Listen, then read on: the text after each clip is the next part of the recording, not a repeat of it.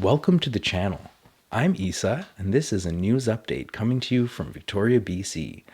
I wasn't really planning on launching a news channel, but this Wet'suwet'en story is a humdinger. Not only is the railway blockade causing a set of problems for Canadians from coast to coast to coast, but there's a mad cover-up going on about what the issues really are here and what these hereditary chiefs are fighting for. I gotta start by telling you guys something you probably don't want to hear. Most of BC, it's not really a part of Canada, because when BC joined Confederation in 1871, most of the land wasn't the government's to make a deal with. In fact, back in 1849, the area now known as British Columbia had only a few hundred Western settlers, among over 50,000 Indigenous people on record. Joseph Trutch, the dickbag in charge of officially snaking land from the Aboriginals through treaty, slacked hard and didn't get it done. And here we are, centuries later. It's come back to bite them in the ass. Let's get into it. It's an epic story, centuries in the making. So it all starts back in the 1800s. Long before Confederation, the British Crown made deals with Aboriginal peoples for lands in Canada. These are what we call treaties. But in BC, Indigenous peoples weren't simply conquered and forced out of where Westerners would eventually settle. This is way different from how things were done in the rest of Canada, where, by the way, we basically just took everything wholesale through treaties, and the Aboriginals ceded the land we now call Canada to the monarch of England. Whether it's to build cities like Vancouver or railway lines a few meters wide through the Rockies, the land we use in BC has been ceded to us by the original owners. The rest of the land in BC hasn't. It's why the Aboriginal people control the vast majority of the terrain and have such a large footprint in British Columbia. We as modern day civilization haven't really had to think about any of this. I mean, who could believe that most of BC is technically not Canada, but rather sovereign lands legally controlled by its original owners, like before the Europeans landed. Here we are in 2020, and all this information makes it really hard to take the side that keeps shit going and goods flowing around here. There's a people whose land is being overruled by the colonialists, as they kept referring to them. Yeah, that's us. To be on the side of right, no matter how you feel about blockades or economic disruptions or whatever, you have to respect that we never legally took that land, and it's not ours to control, let alone license and permit a pipeline through. The chiefs keep referring to the company like we're in a Pirates of the Caribbean movie. They say that armed forces are mobilizing against them on their territory, setting up roadblocks, checkpoints, and whatever else RCMP do up there away from the prying eyes of the media.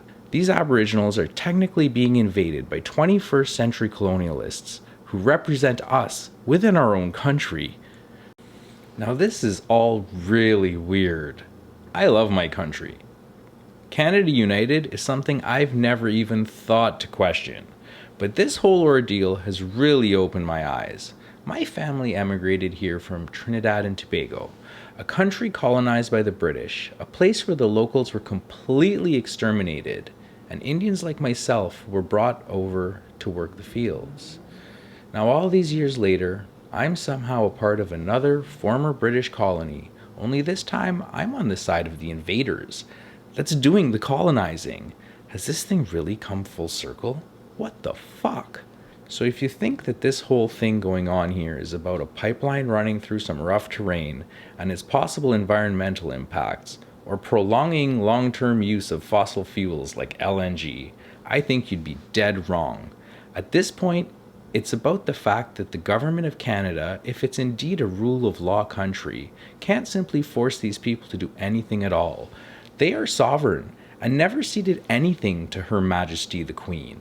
We can't send our national police force there. We can't authorize a pipeline through there. In fact, we're lucky we don't need a passport to get in.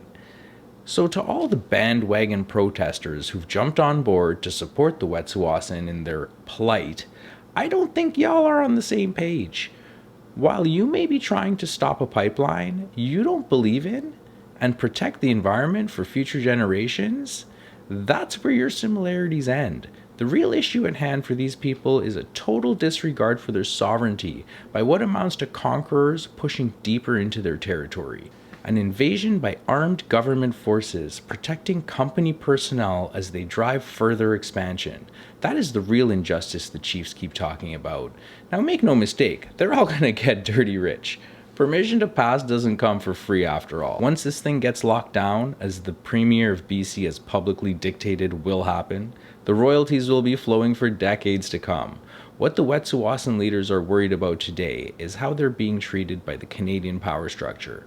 Whether it's John Horgan blowing off a last-minute meeting request or the Prime Minister of Canada telling them the blockades erected on their own sovereign territories must come down. Let's face it, they're being treated like assholes, not sovereign leaders, and I can't blame anybody for their frustrations. The media narrative has danced around this ugly truth for long enough. Now let's forget about the pipeline and think about what these people are really fighting for. If we have anybody to blame for this mess, it's likely Joseph Trutch or whoever put his ass in charge of anything. If you or I had a sovereign piece of land anywhere in this universe, we'd protect it till death. Because let me tell you, a piece of land that you own by sovereign title is just not something money can buy.